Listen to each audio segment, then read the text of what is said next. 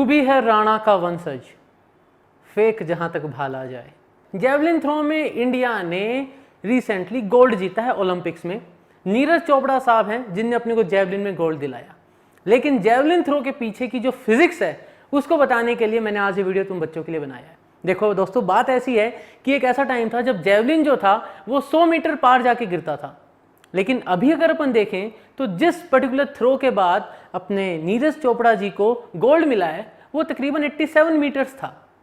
तो पहली बात तो ये देखनी है कि ये जेवलिन थ्रो में ऐसा क्या हुआ कि कभी 1980s में जो जेवलिन था वो तो 100 मीटर पार जाने लग गया था और अब जो जेवलिन थ्रो है वो 100 को टच कर देगी। यही बहुत बड़ी बात है। माना जाता है कि अभी तक खाली 3 ऐसे महारथी हैं जिनने 95 मीटर से दूर जेवलिन फेंका है, जिनमें से सबसे पहले हैं वो हैं उवे हॉर्न जिनने 104.8 मीटर दूर जेवलिन फेंका था। उसके बाद जो नाम आता है वो नाम आता है जेन ज़ेलेंस्की का, जिस इंसान ने 3 बार 95 मीटर से ज्यादा दूरी तक जेवलिन फेंका है और उनके नाम पर है वर्ल्ड रिकॉर्ड जेवलिन को फेंकने का 98.48 मीटर्स। और जो तीसरा नाम है दोस्तों वो बड़ा इंटरेस्टिंग है, वो नाम है जोहानस वेटर का।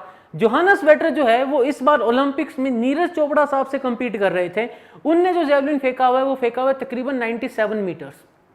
तो ऐसा क्या हुआ कि जिस इंसान ने 97 मीटर तक जेवलिन फेंका हुआ है वो अपने नीरज चोपड़ा साहब से हार गए जिनने जेवलिन 87 मीटर तक ही फेंका।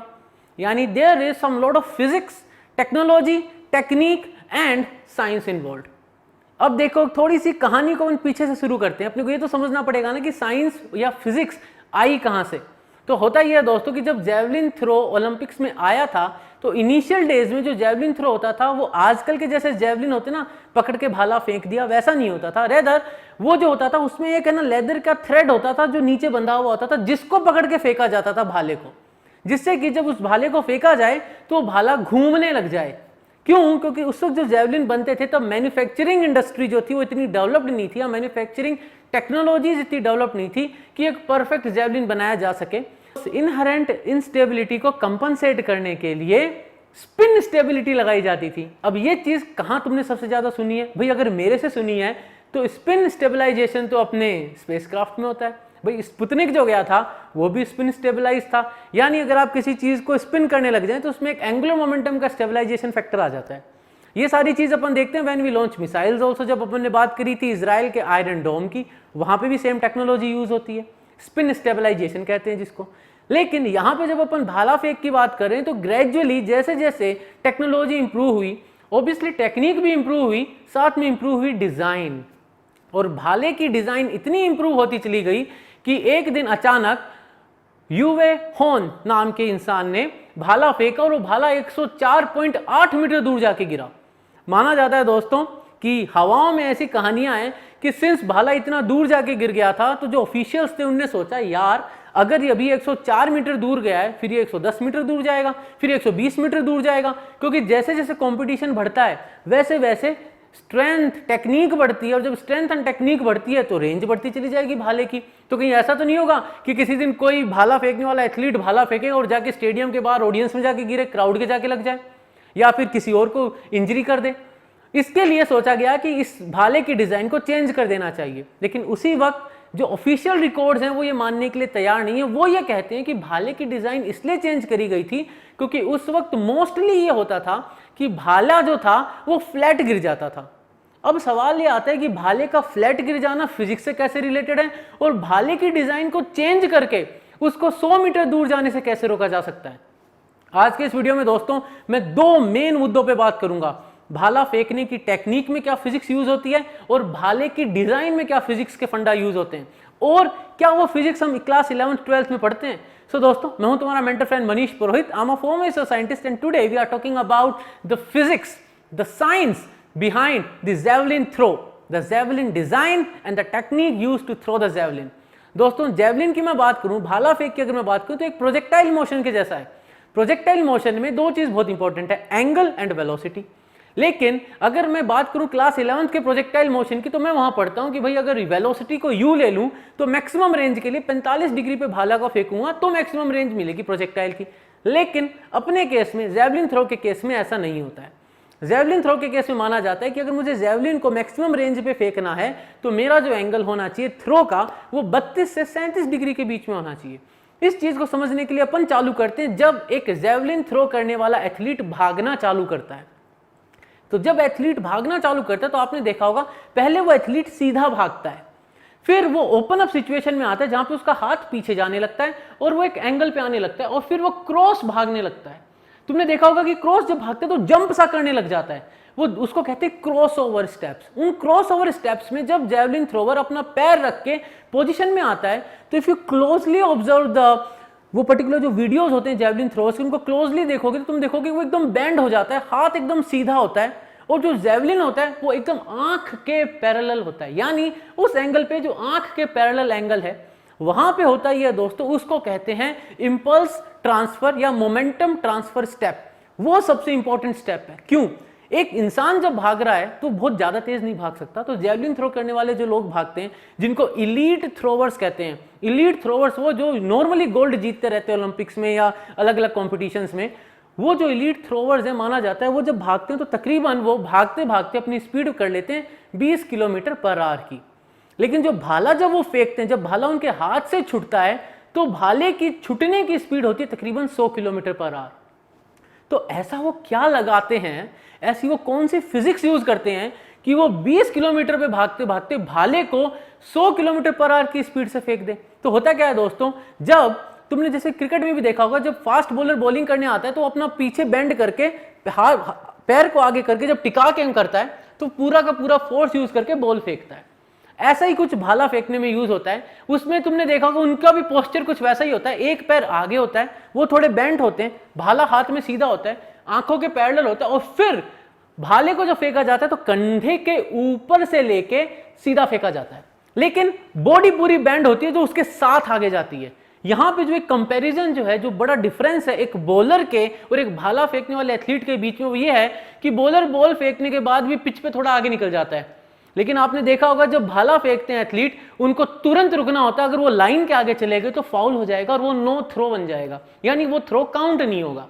ये तो बात हुई जब मैं भाला फेंक रहा हूं, लेकिन यहां पे जो दो चीज इंपॉर्टेंट है वो है एंगल एंड स्पीड। स्पीड मैंने देख लिया कि using the moment that is generated by my leg, जो मैंने पैर को लगाया उसको मैंने एंकर बनाया पैर को और वहां से हिंज मूवमेंट मैंने लिया। पहले मैंने हिंज मूवमेंट लिया मेरे लोअर पार्ट का, उससे वो आया मेरे शोल्डर पे, शोल्डर से आया मेरे एल्बो पे, एल्बो से वो गया जेवलिन पे और जेवलिन मैंने जब भाले को फेंका तो उसने स्पीड काफी ले ली। ये माना जाता है अगर बेस्ट टेक्निक यूज करी जाए परफेक्टली, कोई जो बेस्ट एथलीट है जिसकी प्रॉपर ट्रेनिंग हुई है तो वो 100 किलोमीटर पर आवर की स्पीड रीच कर सकता है जब भाला फेंक रहा है। लेकिन क्या ये एवरीडे पॉसिबिलिटी है? नहीं। कैसे पता चला? पता चला जोहानस वेटर साहब के केस में।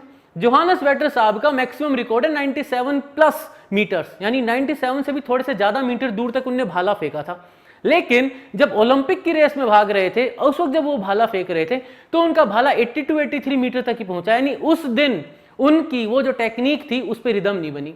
अब मैं बात करूं अगर नीरज चोपड़ा साहब की, तो नीरज चोपड़ा साहब का अगर आपने वीडियो देखा दोस्तों तो उसमें होता है कि वो भाला फेंकते हैं और फिर ये नहीं रुकते नहीं इस चीज के लिए देखने के लिए कि वो कितनी दूर पहुंचा, रेदर पलट के वो ऐसे हाथ खोल के सेलिब्रेट करते हैं। क्यों? क्योंकि उनको पता है कि भाई परफेक्ट रिदम में मैंने भाला फेंक दिया है तो ये मैक्सिमम दूर जाएगा।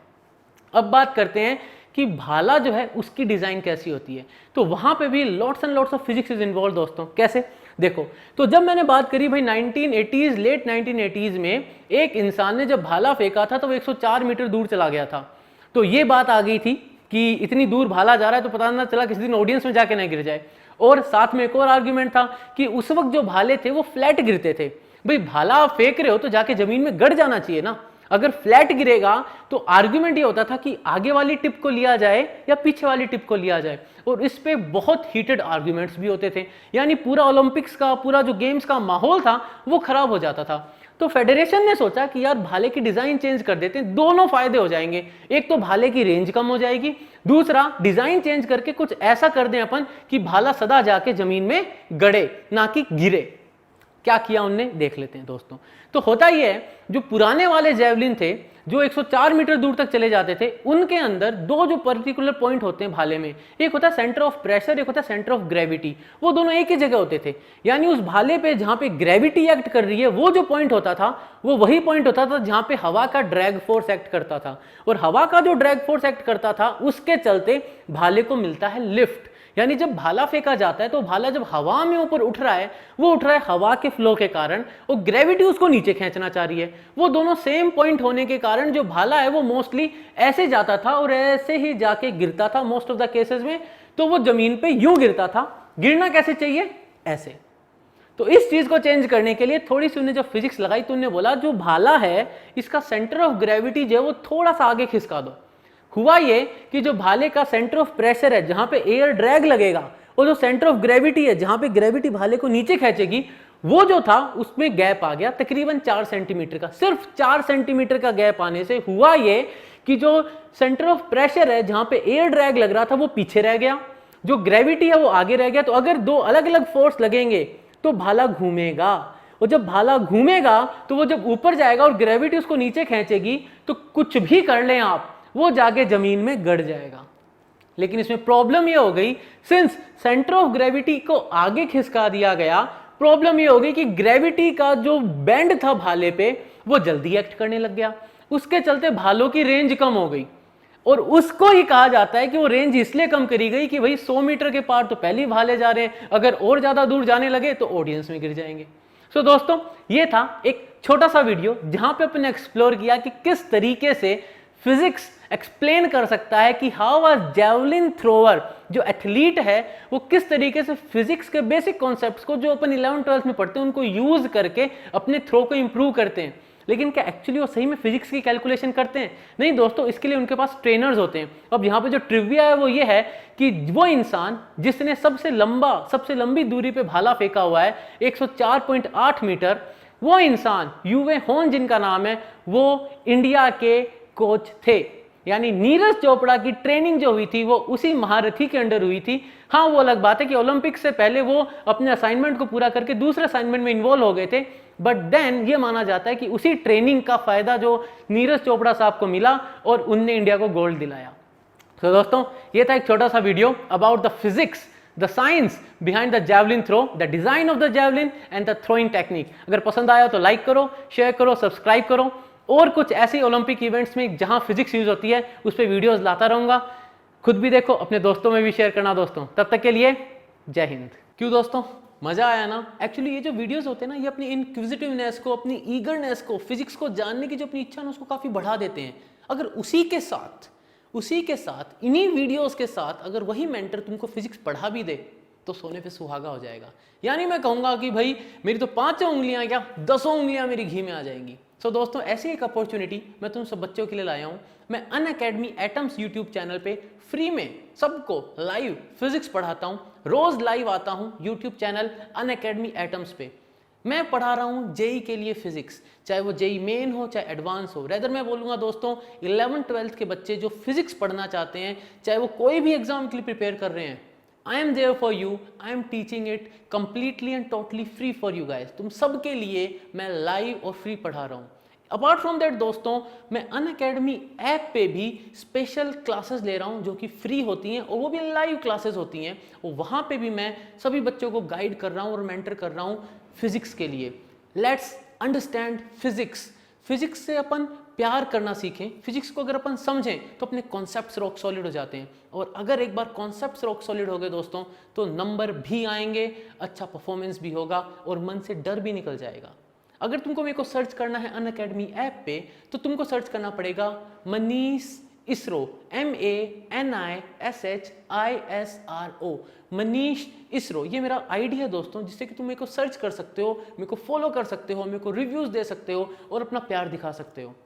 अगर तुम किसी भी सब्सक्रिप्शन को लेना चाहते हो अनअकैडमी ऐप पे, या तुम फ्री क्लासेस को अनलॉक करना चाहते हो, तो फ्री क्लासेस को अनलॉक करने के लिए you can use the code nimbus, बिल्कुल अपना दिल वाला निम्बस, प्यार वाला निम्बस, NIMBUS।